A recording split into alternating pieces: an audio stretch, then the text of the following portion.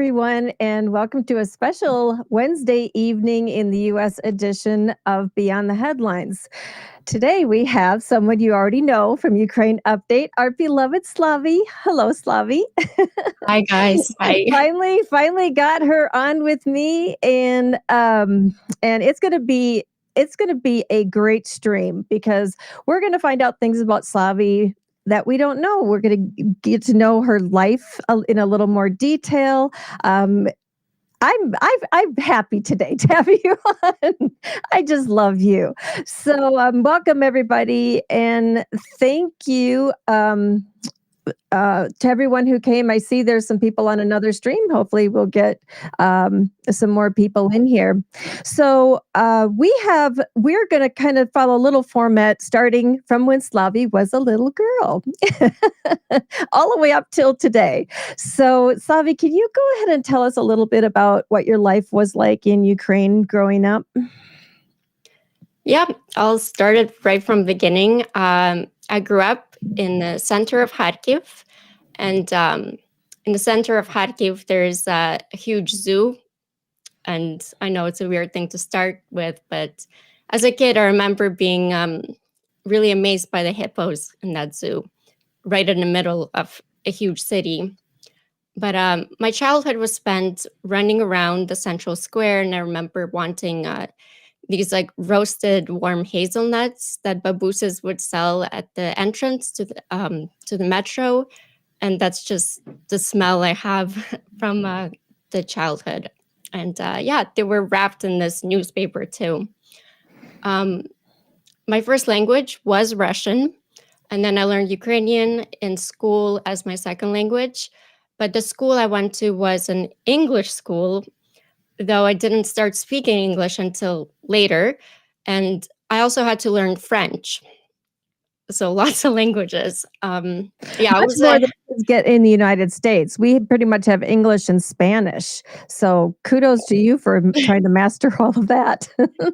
yeah, I was a very busy little girl. My parents put me in gymnastics, ballroom classes, and I would fake a headache in the gymnastics classes. And I didn't pay attention in ballroom classes, had no idea what any of the choreography was. And then my mom put me in ballet class, and that's when it clicked. Can we go back to back up a little bit? You have significant memories about Crimea. And if Dick can put up a lovely photo of little Slavie, this photo is in Crimea, right? Yes. That's Okay. Can you tell us about this photo? Yep. That's in Yalta in Crimea. Crimea was, especially Yalta, was my second home. Every summer we would go to Yalta, and it felt like stepping into a magical world. The climate was so exotic to me at the time. And I mean, the mountains, the crystal clear beaches.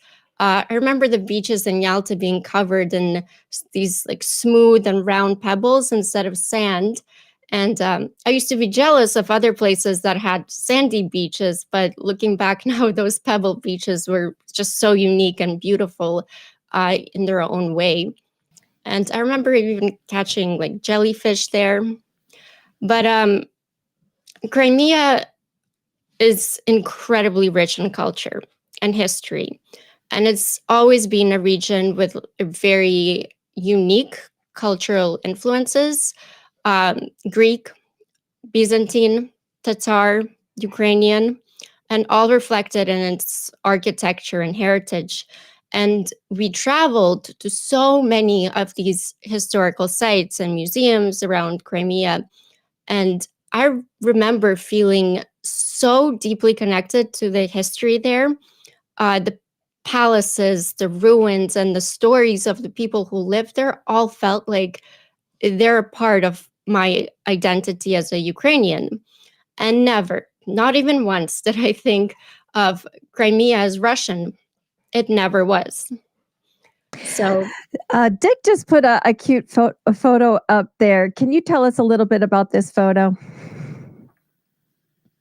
yes, that, oh my gosh, I wish It's me and my dad in Crimea. I forget what was the name of this castle, but that was one of the historical sites that I just mentioned.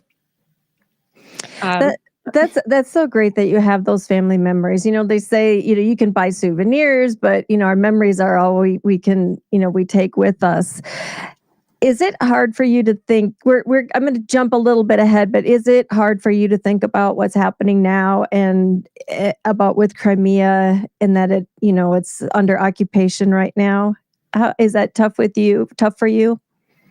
um, so when it happened in 2014, when Russia illegally annexed Crimea, I was devastated. By that time, I was already living in Los Angeles, and I joined the Ukrainian community here to protest Russians' actions. We stood in solidarity with those who were fighting for freedom at Maidan, and it seemed unreal that Russia was doing such a horrendous things, stealing not just land, but a part of our identity and history.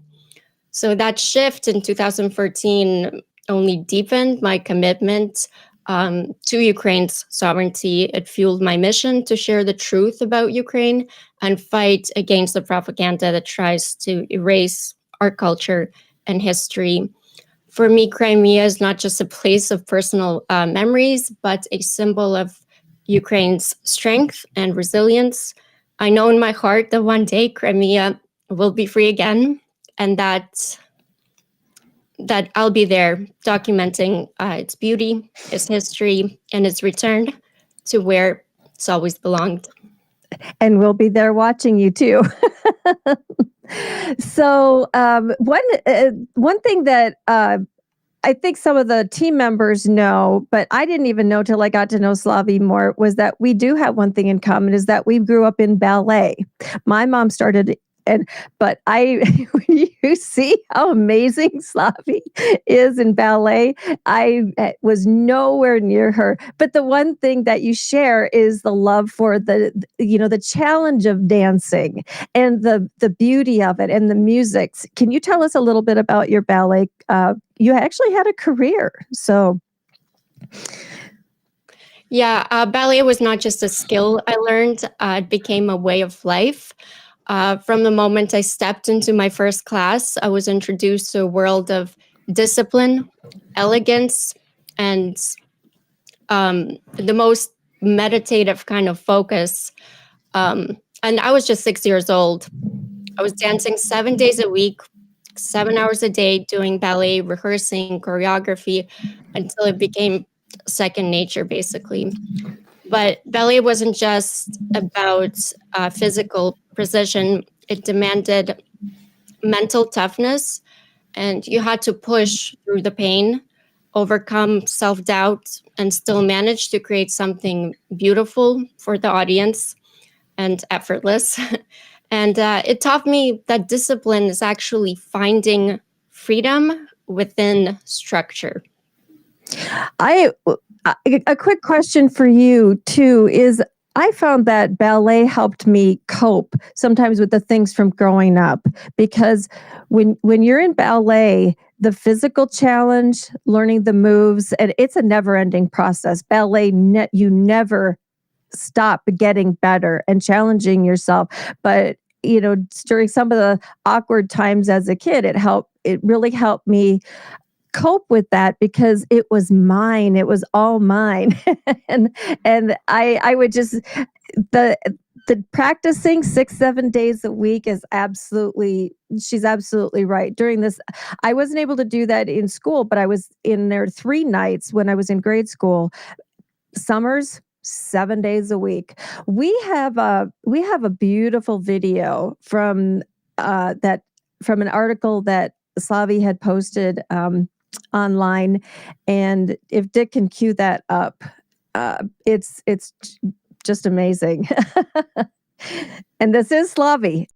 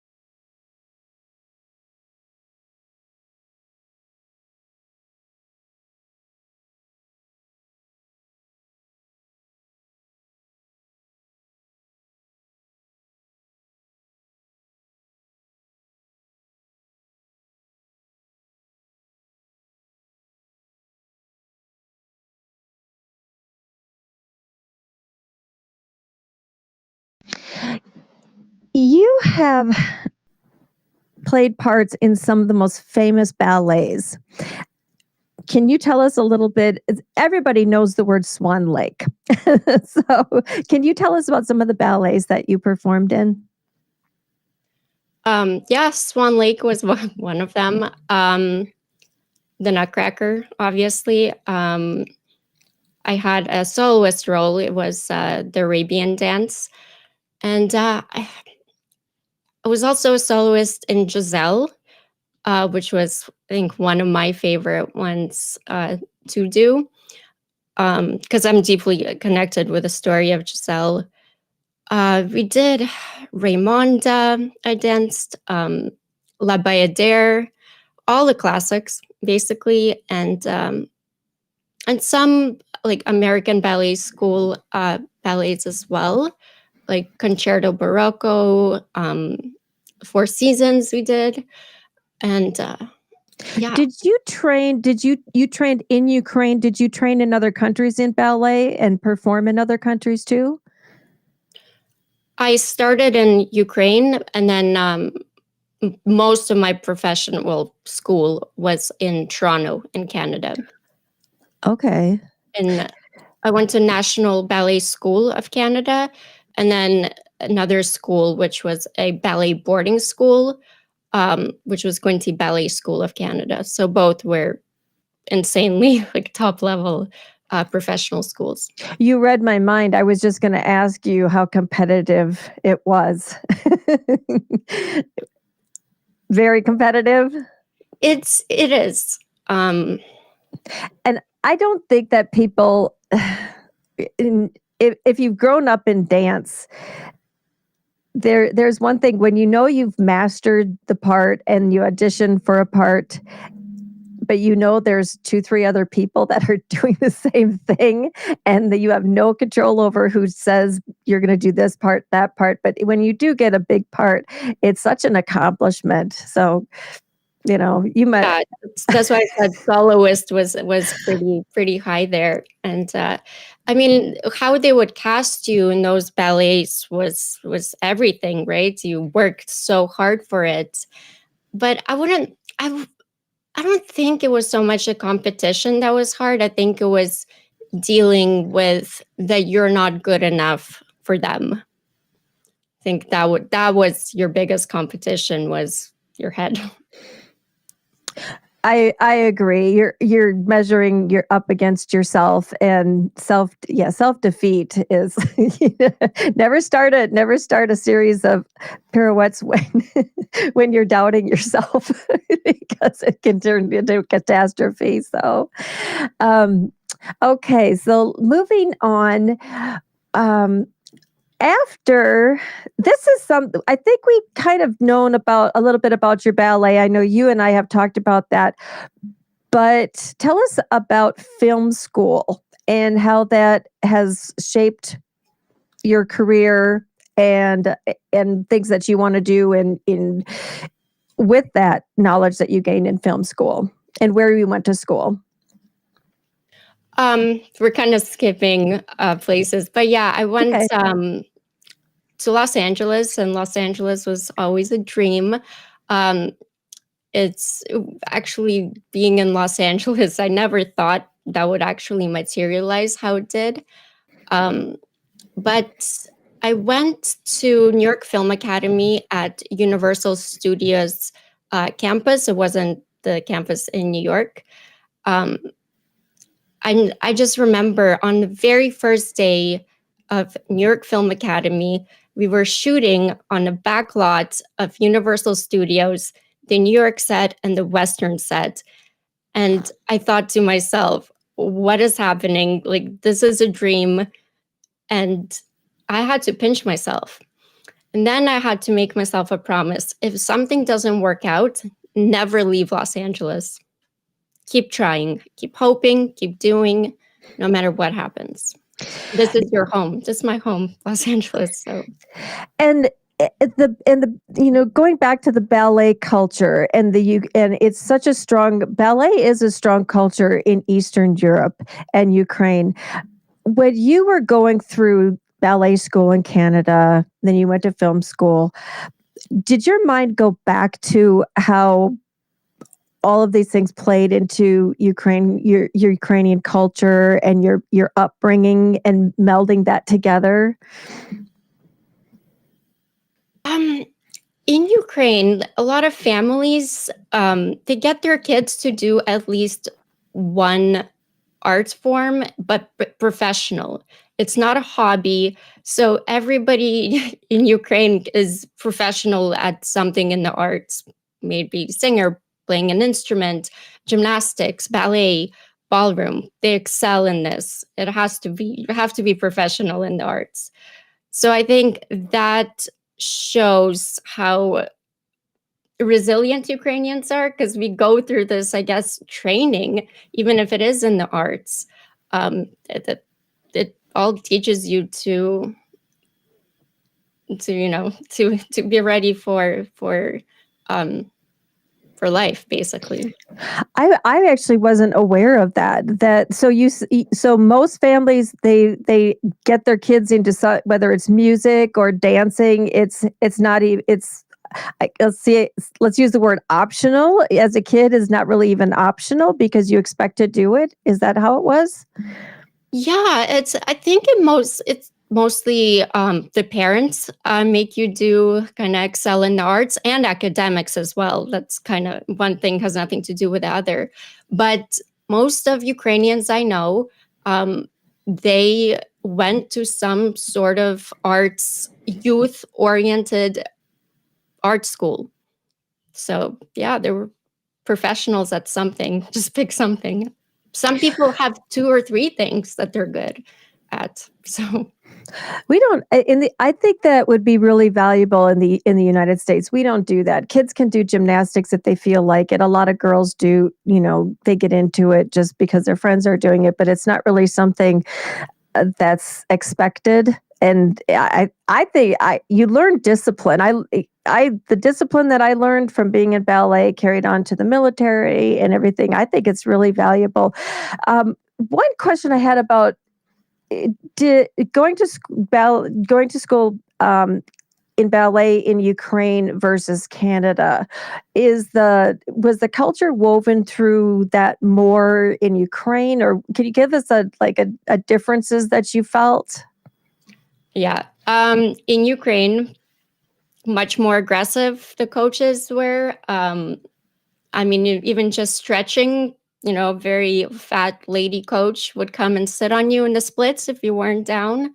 Just an example, they would make you hang like on the monkey bars until you would throw up and couldn't anymore. Your arms would literally break away. You can't do that in Canada. It's You just can't. You can't abuse kids like that. But in Ukraine was completely normal. And I think it was also in Ukraine from like the Soviet times, so it was very strict. We'll just call it building character. Not actually abuse. So is there any more are there any more important highlights that you want to tell us about ballet that I haven't touched on, that how it impacted your life and has shaped you? Yeah, I mean, ballet taught me that every detail matters. In dance, a single gesture, the angle of a hand, or the turn of a head that carries meaning. It's the precision that creates emotion and tells a story. And that same discipline shaped my eye for, which later would be for video creation. Um, so yeah, the choreography of movement in ballet is also a language of its own. And it directly informs also how I craft my visual kind of narratives that I do. Dance is about transitions as well, the flow from one movement to the next. And in film, it's the same. It's about how scenes connect, how the rhythm of a story builds, and how the audience is carried through it all without realizing that they're being guided. So both timing is everything. A pause, a slow build, or a burst of energy can create tension, joy, or heartbreak. And ballet taught me how to communicate emotion through movement. And now I use that knowledge to what I do today to shape the movement of a story on screen. That's a great analogy. Here's a question that you don't know I was going to ask, but in ballet, there's always one part of your body that an instructor will notice on you. For me, it was a dropped left elbow. I didn't. The problem area, right? Yes. What was your problem area? My knees.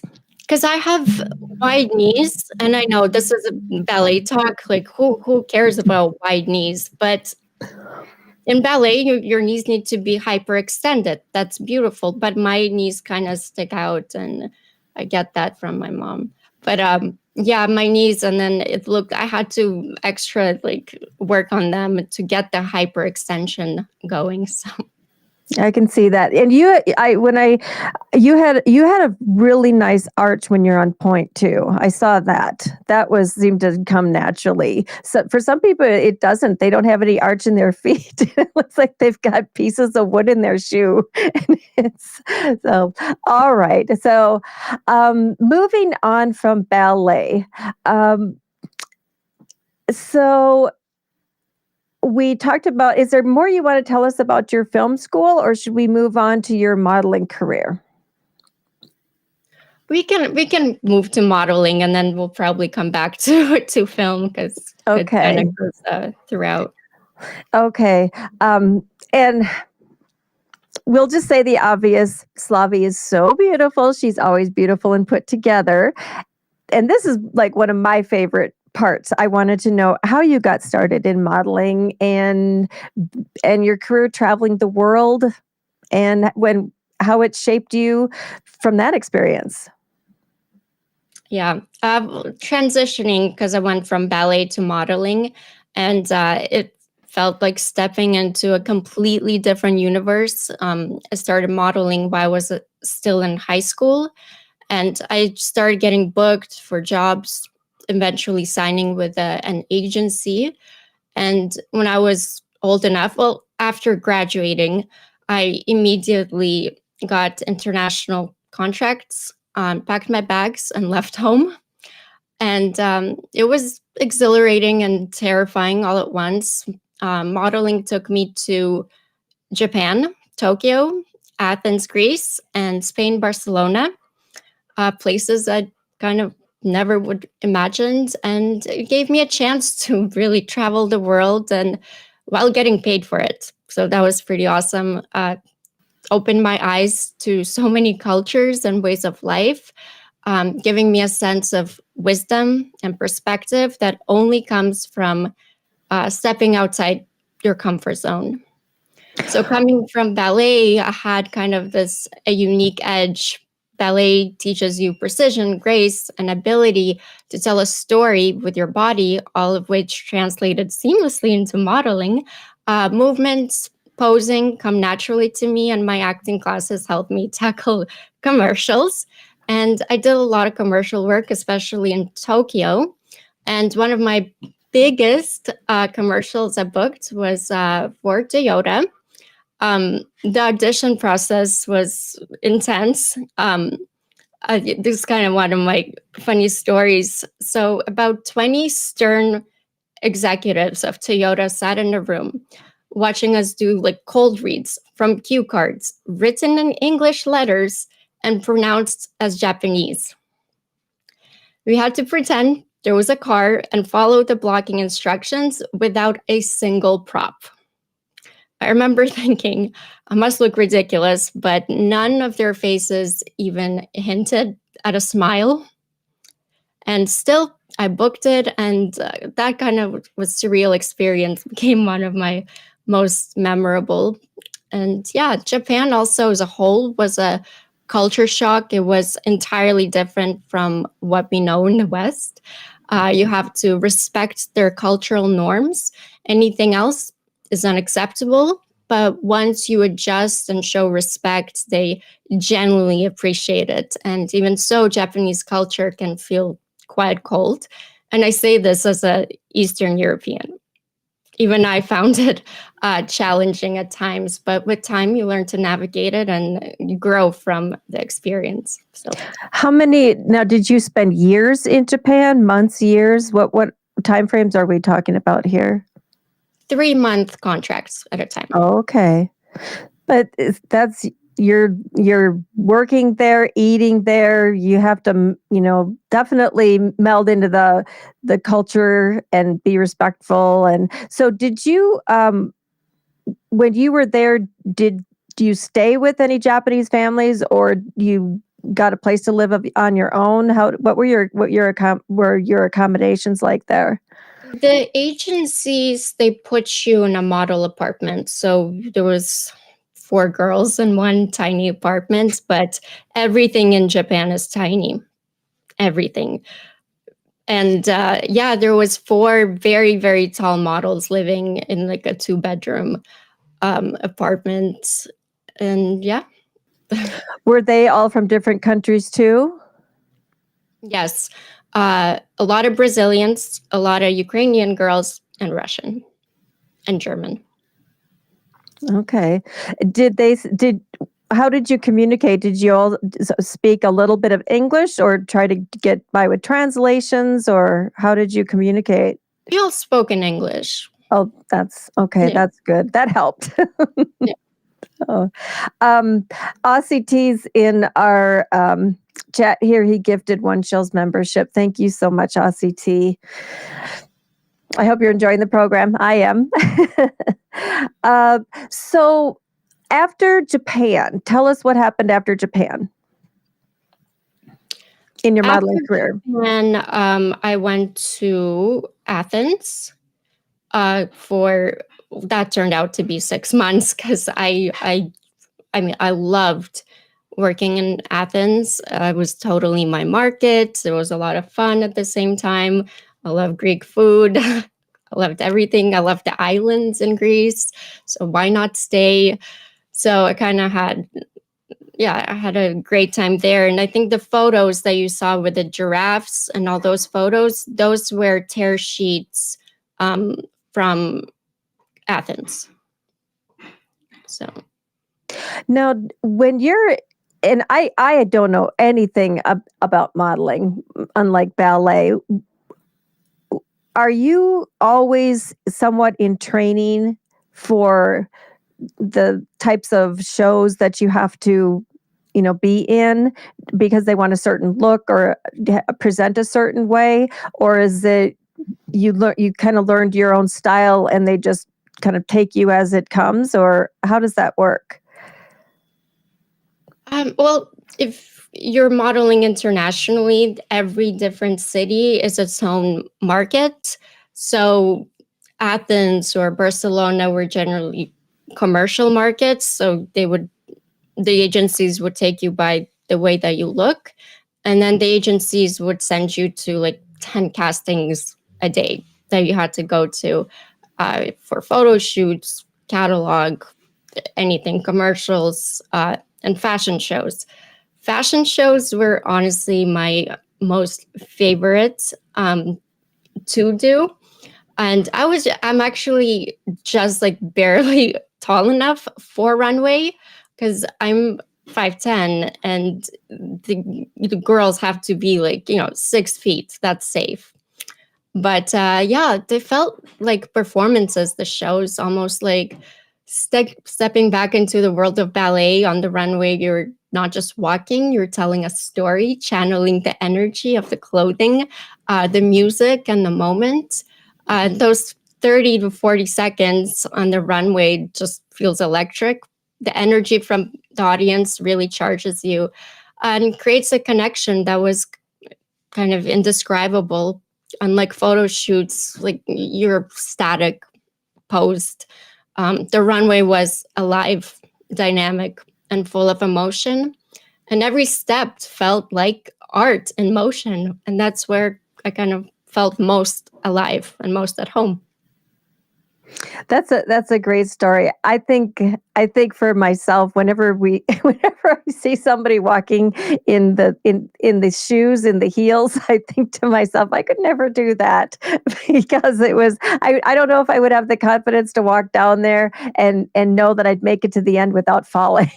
So That is nerve wracking. But it's no matter how well you can walk in heels, I think everybody falls at least once in their runway show career. But I've never fallen, by the way. I slipped, but I've never like tripped over. And yeah. that's a great track record. But if you enjoy something so much, you become good at it. And it just is natural. So I could see that. Uh, so from modeling, let's see. Have I skipped anything? I want to make sure that we cover everything. So we're modeling. What comes after modeling for you, Slavi? I wanted to mention actually like about modeling, even though um, there is glamour in the runway and photo shoots. The modeling industry does have a stark contrast to the reality and behind the scenes. The world of high fashion can be cold and isolating. There's immense pressure to conform to kind of impossible standards. And the competitiveness can be absolutely brutal. And yeah, looking back, modeling did teach me about resilience, adaptability, and the power of storytelling again. And it wasn't always easy. And I saw sides of the industry that were deeply troubling, but it also gave me experiences that were shaped who I am today. And it showed me to navigate different worlds, how to carry myself with confidence in a dog eats dog world, and how to channel creativity even in pretty challenging environments. Um, yeah, I just wanted to say it's a very tough industry. There's no union. There is no one that really looks out for you as a model, and most they take advantage of the models. And it was hard to watch for me because there were younger girls. I was 18. The girls were 14 years old, coming from Brazil, Russia, and then they were trying to make money any way they could just to feed their family back home. So they did a lot of things for money, and it was hard to watch. And yeah, people, I mean, especially the fashion industry really takes advantage of the models, and it's just like it was back then. It's the same today. So There's been, and if you're a woman listening to this, we've all been in that place where we open up the fashion magazines, and never in a million years could we look that way or strive to look that way. We have actually anorexia in our family. My sister is, I think she's getting better, but has been a severe anorexic all her life, and it's bothered me because it's a horrible disease, and you hear about that in modeling. But one of the trends that I do see, and I'm not sure how far into the modeling world it goes, but you notice it, in some of the department stores where you see them trying to use different size models, where it's just not the you have to conform to this. We make clothes, and there's other shapes of, you can be a little heavier, you can be a little rounder, you can have a different shape. Do you see that as something that is made in the modeling world? Have we made enough progress in that, with saying, listen, you can be any shape or size or you want, and you're okay? Have you seen progress in it, or is it still needs a lot more progress? What's your opinion on that? yeah, it's the industry now is all inclusive, but it's not what everybody thinks it is. Not everybody can just go and model. That's not it. They still need to have some sort of look, whether it's plus size, whether it's medium size, short, tall. You still need to have some kind of look. And yeah, it's, I mean, it's all inclusive, but in my opinion, I know there's people that will fight me on this. In my opinion, it really isn't. And a lot of the shows that you even now watch, like those like luxury brands mostly, they still use skinny, androgynous looking models. Well, heroin chic is kind of back, that look. So fashion, it comes around. It's always been like that. Just like colors, all the colors and the styles.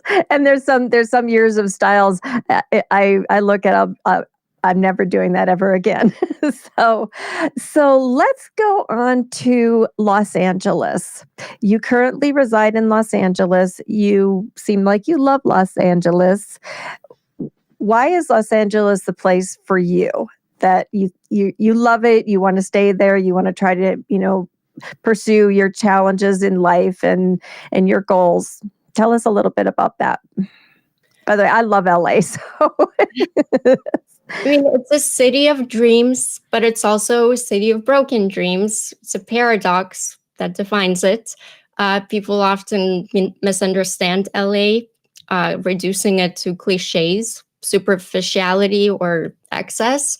But the truth is, Los Angeles is a city of creatives, people just like me, who come here with hope, talent, and a vision for something bigger than themselves. And LA is very harsh and it will test you. But for those who can weather the storms, it offers an unmatched energy and possibility. So I agree.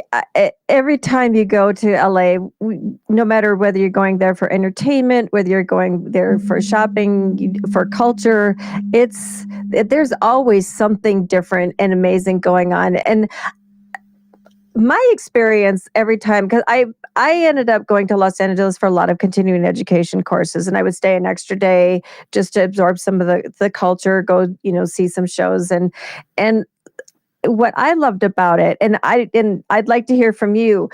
I felt like people were pretty accepting and non-judgmental, only in that there's so many different kinds of people there. Everybody thinks, well, you're wealthy if you live in LA. That's not true. You've got all levels of income. You might have a guy that's wearing flip-flops and dirty shorts and a dirty t-shirt. He's a millionaire, and you've got somebody dressed in the nines, and and they're not. You just don't know who you're going to come across or strike up a conversation with, but it's always so interesting.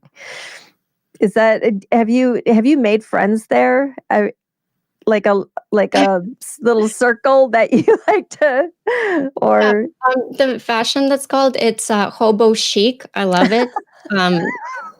It's very comfy. A lot of celebrities do it.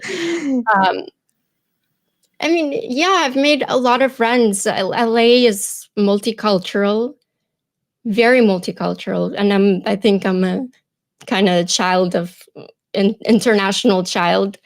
And I've made friends from all over the world here in LA. Excuse me. And you can get any kind of food, any kind of culture. LA has it all. So it's not just rich white people. So I love the hobo chic. I hope it includes sweatpants. I actually don't even, Slavie, I don't even own a pair of sweatpants. I promised myself I would have to get a pair. I have a lot of legging type things, but no, they are sweatpants. I just was never a sweatpants gal, but I was joking with some friends that I have to get one pair. You do. So comfy. And the good thing about LA is the hobo chic. It's mandatory to have sweatpants. It's mandatory to have a baseball cap. I love that about LA. You don't need to dress up at all. Just look expensive, but homeless. So can we move on now to your goals in YouTube? Now, we don't have to go right to there, because Slavie does have a really interesting story about her reporting, her writing, and I want to if I would like to whoever's dropping links, let's drop her link to her channel. Pretty much everybody I see in the chat knows that Slavie has a channel. She did reach her 1,000 subs, and now we just need to get watch hours up. She is actually co-streaming on her channel, so hopefully this will help the view hours and all that. And we know from watching Slavie on Ukraine Update that she's incredibly articulate. She researches her topics. She knows what she's talking about. She definitely has her opinions. She can talk to other people who have different opinions and have an amazing dialogue. So, if you're comfortable, can you tell us a little bit about your before you actually got to YouTube? We talked about this. Are you comfortable talking about that before you got into YouTube, where you were and what you were doing? Okay, because I didn't know this. When we met Slavie, someone was nice enough. I think maybe they met her on Twitter, or somebody who's a viewer actually brought her to us. So we kind of thought, well, YouTube was all it was, and this is what you want to do. But it turns out there's an incredible background story. So you have the stage. Yeah, I'm just trying to think how far back should I go? As far back, we're doing okay for time. Let's go as far back as you want. All right. Let's go back to the full-scale invasion. In the first year of it, I was doing 24/7 news on social audio called Clubhouse. It kind of like radio. It got so much experience from that. It was 24/7 newsroom experience, fact checking. We did it all there, and it kind of it gave me sanity through the chaos. With that room, we beat all records, 1.5 million listeners, and we had CNN anchors and journalists come and listen to us. That's how crazy it was. So I kind of learned from such a crazy experience to do news. But unfortunately, Clubhouse, the app, dwindled down, and I transitioned to Twitter, where I found another 24/7 news space there, and not going to mention names. I began creating videos for Twitter about Ukraine, its history and the war, but audio alone wasn't enough for me. So my whole life has been kind of rooted in the visual and performance arts, and I felt like I wasn't fully using my talents. So one video led to another, and I realized that being on camera was where I was most effective. And it wasn't just about sharing updates, it was about showing the human side of Ukraine and the stories. And that's when my purpose started to become a little bit more clear, was then. And I was kind of wondering, I had to upload a couple of videos that I made for Twitter to YouTube because people wanted YouTube links. They didn't want Twitter or X links. So that's how I kind of started uploading my stuff on YouTube. I was never at first meant to even be a channel. And so, it almost happened by accident. I started, realizing that YouTube was actually the perfect platform to do what I had always wanted to do, and that's to tell the truth about Ukraine and to an American audience. And as a Ukrainian American, I feel like it was my duty to help people here in US to understand what's happening, why it matters, and what's our history and culture what it truly represents. And my channel isn't just about war, it's about breaking through the disinformation and propaganda to give people the full picture, basically. And I want my channel to explain the news in a way that is accessible, informative, and grounded in the truth. But beyond the headlines, see what I did there? I want to highlight our history, our culture, and our identity as Ukrainians. Russia has spent decades trying to erase us, not just through war, but through propaganda and historical revisionism. So it's my mission is to make sure that the world knows the truth about Ukraine, who we are, what we stand for, and why our fight is so important. So starting my YouTube channel has given me an opportunity to turn all my experiences, my background in the arts, my love of storytelling, and my skills in hosting and production into something that truly matters. I want to inform people. I want to inspire and ensure that Ukraine's voice is heard loud and clear. And this isn't just a channel, it's my purpose. It's the fight of my life, my history, my identity, of everything that I am. So I think you do an incredible job with the propaganda too, sniffing that out and looking at stories and stories that we'll read, and you can spot facts within those stories that just aren't quite right, or you'll spot something that's changed over time. And on Ukraine Update, I love how you take a news story, but you point out what's important in that story. We can read things and it looks like statistics or opinions or dark facts, good news, but you have a real nose for picking out the really important things that somebody should take out of those stories. Have you had any? So you've had ballet, you've had modeling, you've had film school. Where do you draw your journalism talents? Because you are an incredible writer. We now that we've gone through part of this, we'll drop a link to basically Slavie's life story. But she's an incredibly articulate writer. How did you get so good, or how do you draw that out of yourself to do that? I didn't know it was good. Honestly, writing for me is completely new, and you're gonna have to ask Ukraine today why they even publish me. I don't know. I didn't think I had any journalistic skills, so I think it's how it helps that I'm deeply connected to this. I think that's where it happens, and it helps.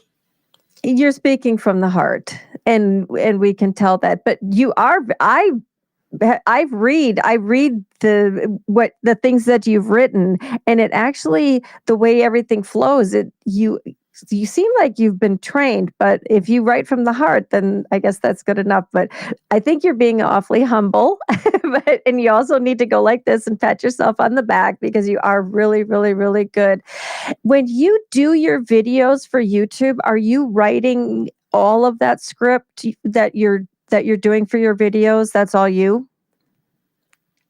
I I mean, I get ChatGPT to structure it, but I go over it story by story, sentence by sentence, what I want to hear, the information I need it to be plugged in, what I start with, what.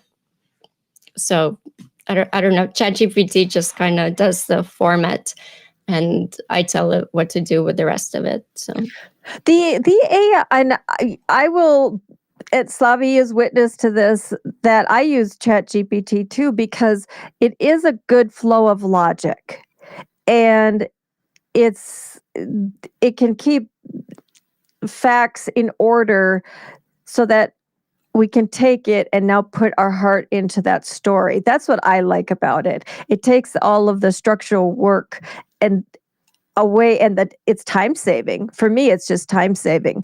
Last night when Slavie and I were going, I hope you don't mind me telling this, when we were going through, well, I read the story that she had written, and I was like, "Wow." And I kind of plugged all that in, and it spit back a little outline, and we literally said, "Nope, nope, nope, that's not you. That's not you. Let's take that out. We'll put that there." We did add our heart into that. I at least I think we did, and I think we created a masterpiece. No, I'm just kidding. Um, so where we've talked about your future aspirations and your goals, and l- where would you like to see yourself? Let's just do 5 years. Where would you like to see yourself in 5 years? Doing what? Hosting my own show, have my own studio, couple of million viewers. Yeah, I thought you were going to say a couple $1,000,000. That would be that too. nice. Well, nice contract. I don't know with Spotify, maybe. We'll see. Tell us about your dream studio. What would your dream studio look like? I want a real background or screen because I'm so sick of doing the digital backgrounds. But also, with the amount of times I change my mind, I need a digital background because I'm always changing everything. So, but yeah, I want couches, a desk to have people for interviews in real life, and I want background, like an actual screen background, and yeah, I don't have the full picture of it, but I do know the exact things that I want, and it kind of would look like a late night show set, but more intimate than with a desk and then the couch and the background. So I wish the viewers could have been in on our conversation last night. I think we were up kind of late, and I was sending her, "Look at this YouTube set. I love the leather chairs." And Dick would love this conversation. We literally were saying, "Well, how are they mic'd? Are they mic'd with little tiny mics in their shirts? Do they have boom mics? Do they have?" but but let's see. yeah, we're looking, and oh yeah, we were laughing about that and the colors, and we said, well, yeah, we like the chairs, but that's kind of like a man cave. We don't want a man cave. And then also we were talking about some of the backgrounds, the sound. Dick, this would have been a conversation you would have loved. So we'll have to fill you. We'll have to fill you in. But I imagine whatever you do, it's going to be beautiful and comfortable, and you'll have wonderful, amazing people in there. I do want to call out the Weasel. He had put in a super chat for $5 a little while ago. Thank you so much. And Aussie T, I didn't read out your message. Hi, Shills family. We love you, Aussie. You've been around for a long time. We do have some time for some questions. If anybody has questions about things for Slavie, about her career, you know, things we haven't talked about, things we have talked about, and you want to hear more of that. So go ahead and tag Shayna at the Shills, and we'll see if we can get some questions in there. I don't see any right now. One of the things that we were tossing around is, I mean, there's always indecision about streams and what you think viewers would like. I know for this program, I told you I would love to, we want to have definitely topics about Ukrainians, people like you who come from Ukraine, but you're living in America, all different backgrounds. I would love to have musicians. I would love to have artists. I would love to have ecologists. And what would be, this is a question you didn't know I was going to ask. Do you have one person in this world that would be your dream interview that you'd love to sit down and interview? Have you thought about that? Yeah, I think we can all guess who that is. President Zelensky? Of course. Okay. I didn't know. Could have been Arnold Schwarzenegger. He lives in Met him. Yeah. I think, and you never know. And the guy, he has sat down with YouTubers. We know that. And yeah, we won't go there. I think you would do an amazing job. And I think he should sit down with Ukrainians who are in the United States. And, hopefully one day when everything gets sorted out, you can do that. I I'd start writing him now and ask him. That's not a bad idea. You never know. I've had people in my life that I've wanted to meet. Do you have a favorite person that you just want to meet? Like if you could just sit down and have a dinner and a glass of wine and just pick their brain, who would that be? I mean, it would have to be Zelensky as well, but let me kind of. That's okay. I know she didn't expect these questions, so I am popping them on her as a surprise. I mean, I'm not really I don't care about celebrities much. Now it's just been, Zelensky. So Can you tell us? So I'll tell you. I'll lead off with the most interesting person that I met in my life, and it's a little bit of a shocker. I think the Shills family knows about it. I think I might have talked about it on other streams.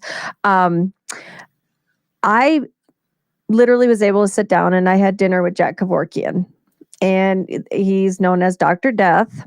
But he was a pioneer in the euthanasia, and he was also, the one amazing thing about him was he was an expert on the Constitution. And I met him because I happened to be at a continuing education course in Detroit, Michigan, and his murder trial was in Detroit. That's where they ended up, that Michigan got him there, and he went to prison and ended up dying in prison there. And I didn't even plan on meeting him or anything, but the area of the hotel was like a business deck. It was only business people. You had to have a key to get up there because they were long-term people who stayed there. And the lady who brought food up from the kitchen and customized the food and everything, she's the one who said, you need to sit down and talk to him while you have the opportunity. And I just thought, oh my God, this is going to get really weird. And he didn't. He loved talking to people and he wanted to share his knowledge. Who's the most, up until now in your life, who's the most important, not important, the most impressive, the person that made an impact on you that you've met? This one's tough. I mean, it's going to have to be my mom, but she passed away. But she definitely had the biggest impact on me, on my life. Her influences on me, everything that I've done in my life has always been her. And everything that I'm doing is for her because she was also a TV show talk host. And it was a historical show that she was exposing the true history of Kharkiv. And it was back in Soviet Union, and the Soviet authorities were actually after her for doing that. And I really want to do an episode of a side-by-side of the same locations of my mom and then me. So yeah, that's an amazing story. Do you think there's enough in there to write, a small book or even a short story or an essay or magazine expose on that? Comparing and contrasting. I mean, I think it would be an amazing story. Yeah, we have to get it because it's on VHS. So we have to get it, and I think there would be a lot to write about.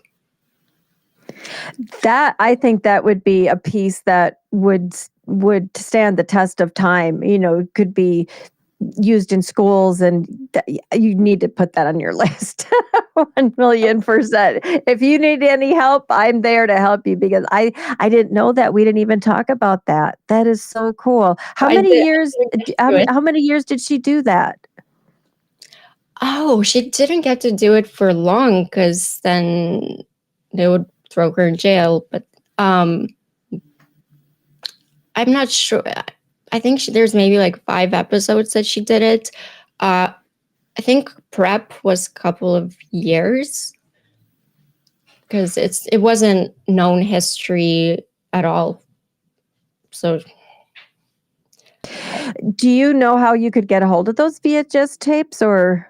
yeah, we have them. We just need. Oh, you just need to get Yeah.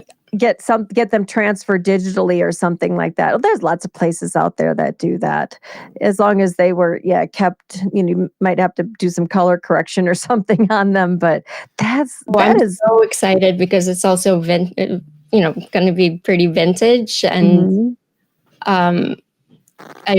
the fashion in there by my mom is pretty amazing, and the quality of the video, with the grain, and it's golden People still footage. try to mimic the VHS look now that it's long past and everything's digital. I've seen people. There's literally techniques you can use to put VHS effects on your filming, and you have the real thing.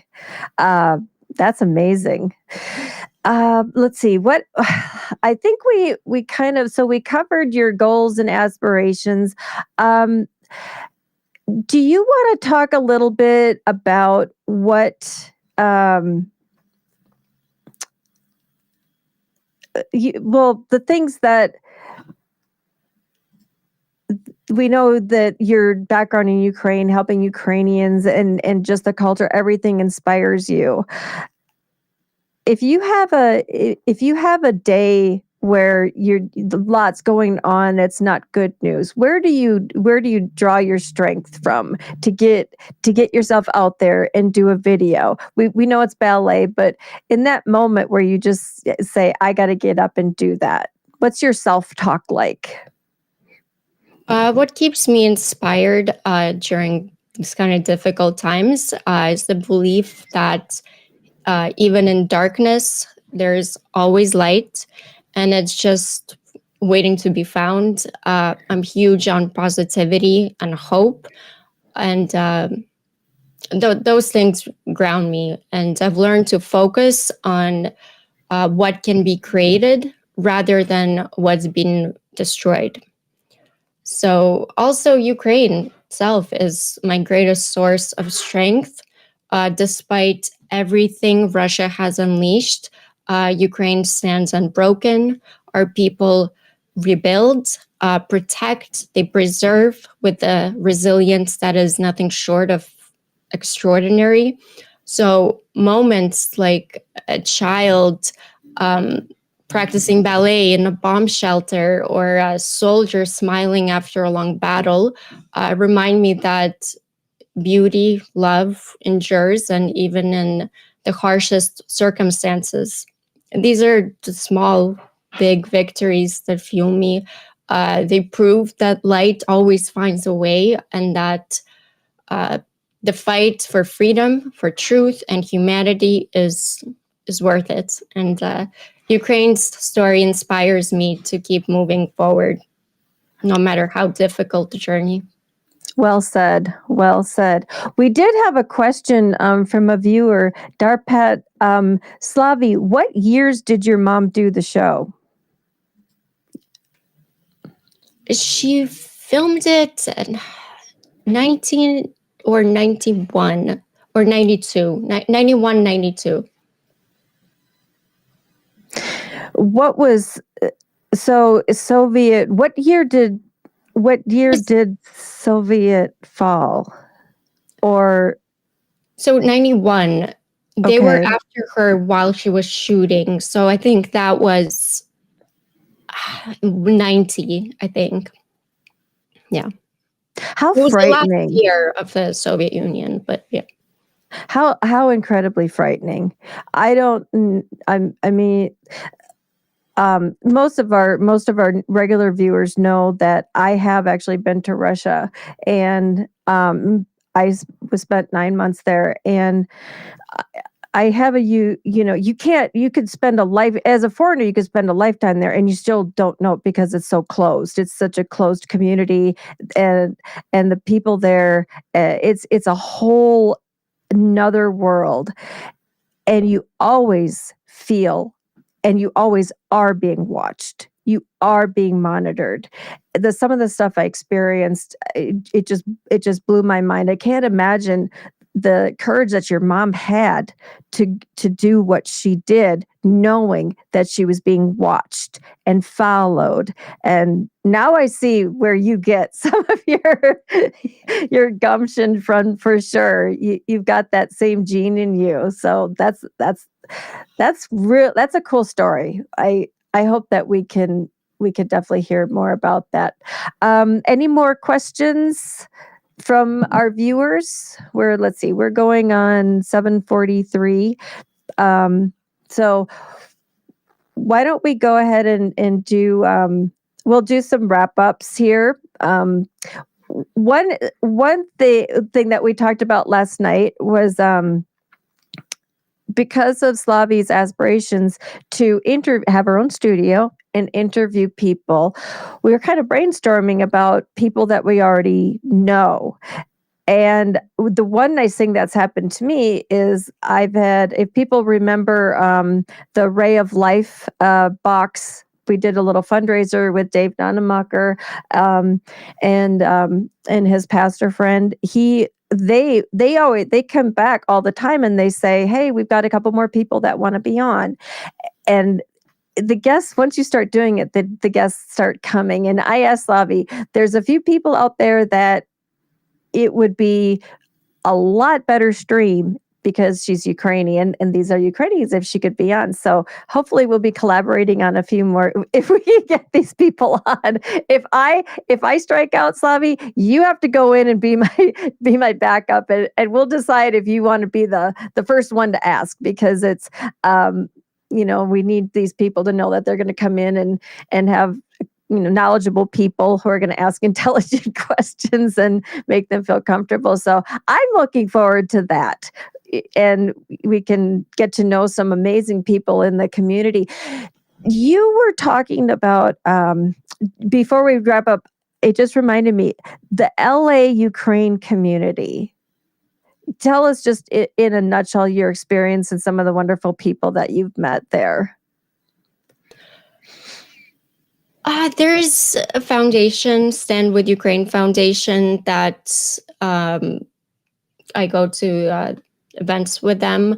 Most recent one was when the wildfires, they're still happening, but the first wildfires, the Ukrainian community was giving back and giving out borscht and chebureki to the victims, to firefighters, to whoever was hungry for Ukrainian food. And it was pretty incredible that how Ukrainian community came together and stood in solidarity with our neighbors, our other community here in LA. And I think Ukrainians firsthand know what it's like to lose a home, to say goodbye to a home, to your memories, to everything that you are, to your identity. Because end of the day, no matter how rich you are, those are your things. And it's terrible losing them. And we just hope that we'll win in Ukraine, we'll rebuild LA and rebuild Ukraine as well. So absolutely.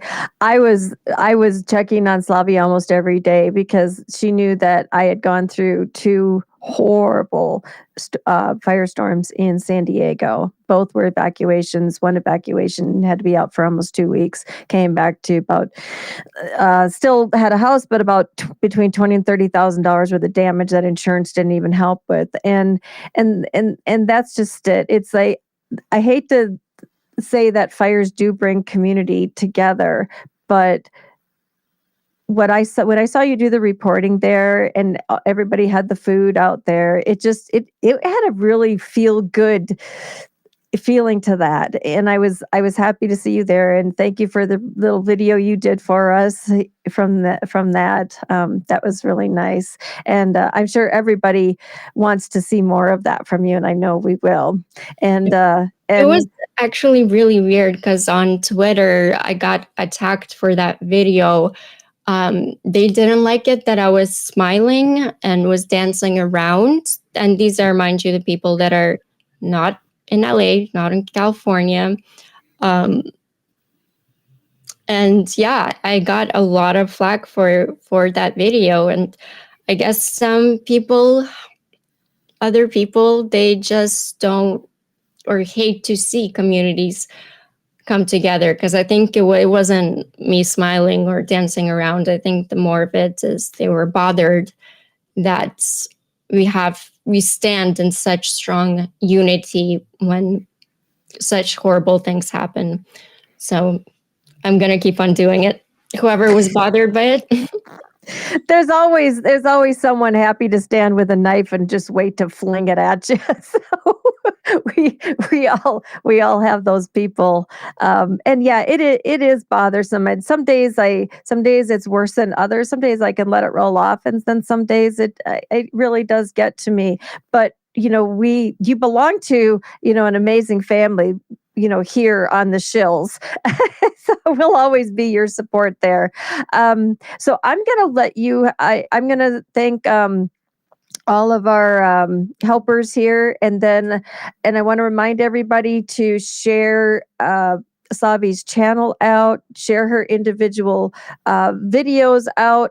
She makes some great shorts. She's on Blue Sky. She's still on Twitter. She's out there, so wherever you can. And then of course join us when she's on Ukraine Update on Saturdays, and I'd love to host that with you again. That was fun. So Yeah. So Mr. Dawson.